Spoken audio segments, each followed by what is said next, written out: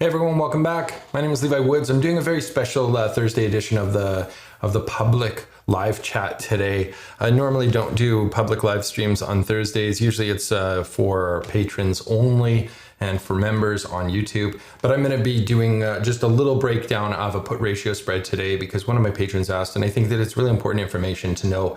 So I'm going to share with you this, and then I'm going to keep it pretty short and sweet, and then we'll get over to the members only live stream, which will happen immediately following this. So if you guys are interested in joining the members only live stream, obviously you can do so in a couple different ways, through Patreon or through becoming a YouTube member. I post the links there. Patreon's the best way to get it because then you get access to everything. So today, obviously, we're up quite a bit. I'm going to jump right over to the screen and just get into this little trade. So if we take a look at, the NASDAQ's up almost 3% today. SPY is up 2%. Russell's up 2.5%. The VIX has dropped substantially, 4%, still high at 27%. Delete that off. I never look at that. That shouldn't even be there in this little demo account. Now, today, the question that arose in my chat room was about a put ratio spread on Airbnb. Now, put ratio spreads are interesting because they basically are comprised of three different components, usually all puts. So we sell two puts that are out of the money, we buy one put. And the reason that I have been trading a ton of these positions is because there's a chance that they can make a little bit more money. Now, this particular question is about a very specific one, so I'm going to just pull it up right now. And basically, to set this up, we're going to buy the 105 and we're going to sell two of the 103 puts. And you'll see what happens here if we sell two of these. Then, hey Todd.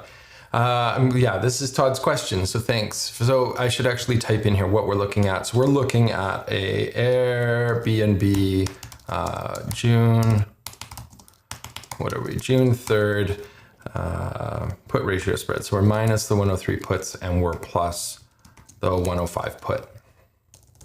I'm just going to type it in there so you guys can see in reference. If you look over at the chat, you'll see what I'm talking about. And this would be open for a credit. And so I've typed that in there. That's what we're looking at. And on the screen, you can see that we are buying the 105 put and we're selling the 103 puts. Now, the key to ratio spreads in my mind is wherever the stock is trading, 114, we have to create a profit profile that makes money if the stock stays at that level. And if we look at the profit profile right now, this has a 93% chance of winning, and the break even is $100.64. And what we can see is this little tiny spike, and we can zoom this in this platform just by, that maybe is a little bit too aggressive. We'll do 30%. But basically what happens is if the stock stays at the current valuation, all of these puts, all three of them are out of the money. And if they continue to be out of the money, they're going to expire worthless. So that means whatever money I collect today, and in this case, it would be opened for a credit of around $50, $47, then they would just expire in a week and I would get to keep that $50. Now, the benefit of a put ratio spread, obviously, is it has this little tiny spike up and there's potential that it could make even more money. Now, how much can it make? And the reality of how much it can make is the initial credit, obviously, is being collected. And then if the stock was to trade exactly at 103, which is super highly unlikely, but if it was about to, then this bear debit put spread, the 105, 103, is going to generate an additional sum of money because this long put will be in the money by $200 if the stock's at 103. And for this reason, let me just take one of these off here and kind of see how it breaks down. This is the portion that makes money, the debit bear spread. And the problem with a debit bear spread is, of course, it's opened for a debit. And in this case, it would actually cost me $25 to enter it today. So that kind of is a losing trade or it definitely is a losing trade if the stock stays at the same valuation that it is today. The stock's trading at 114, and you can see on the profit profile that I would lose whatever the cost of entry is today. But this stock actually makes up to $200 on closing. So if it only costs me $25 to enter and then I get to collect $200 to close, then I make a net profit of $175.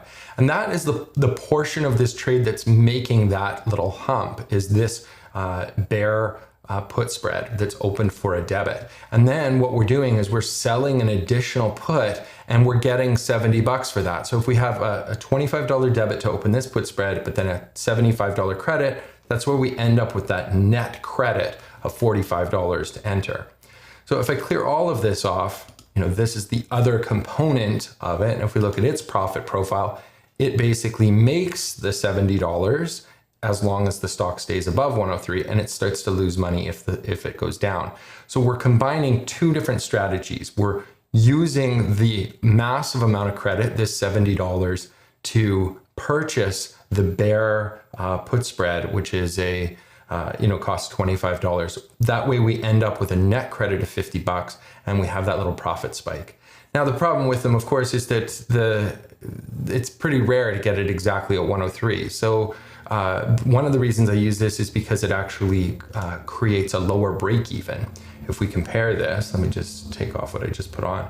If we look at the short put by itself, it's open for $70. The break even on this trade is 102.28. So if the stock drops to below 102, I start losing money on this trade. If I do a put ratio spread, because I have a component that makes some money, you'll see that my break even gets substantially lower by about $200. So now this break even is now 168 cents. So the stock can drop a further $2 more. Now the offset of that, of course, is instead of making $70, I stand to only make $50. But in a high IV environment like we're in right now, these trades are still highly lucrative. I mean, this is a week-long trade generating $50 on a $10,000 investment. This is extremely, extremely rich premium and has the bonus of potentially making some money. Now, the question next is like, how do I manage this? How do I make the money? Well, the reality is you have to wait till the very end. If the stock rallies up, I would probably just close the one of the puts. If the stock goes down substantially, then I would close the bare put spread for hopefully almost that $200. And then I would just roll the short put. So it depends on how you want to manage this and what the outcome is. But in these types of trades, generally what I'm trying to do is I'm trying to give myself a little bit lower break even and still collect a decent amount of money. The key with these is I'm collecting enough to make it worthwhile. And $50 on a $10,000 investment weekly is pretty amazing. Yeah, and Todd's saying he received 177. So currently, I mean, the trade could be closed for a debit of $50. So in Todd's case, because he had on the line, a certain amount of money, he could actually close this for a profit already. But it just really depends on sentiment. So if at this point in time, that bare put spread is still only generating, it's only costing $25 to close. So if I owned it, if this was here, then I'm only getting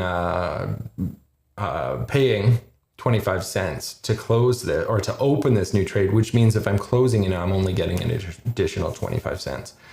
So at this point in time, with the stock trading as far up as it is, I would leave this component on. What I might consider doing is closing off one of the 103 puts, because then my net credit on the trade is $100.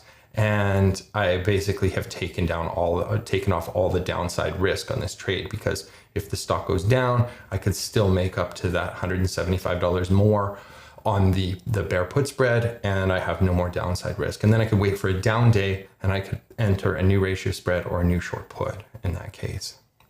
So those are different ways to manage puts, and I just wanted to break out how those two components work. So I hope you guys enjoyed that.